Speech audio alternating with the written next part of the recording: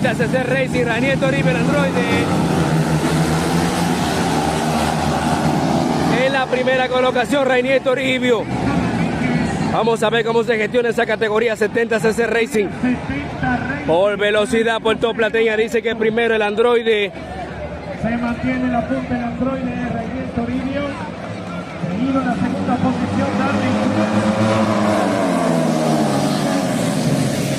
Entra por dentro, Darling Cruz.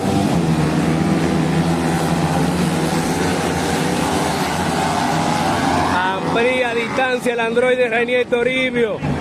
Luego de una maniobra que hizo Darling Cruz a Víctor Domínguez Pikachu.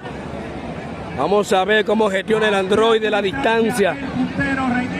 Viene solo el androide Rainier Toribio.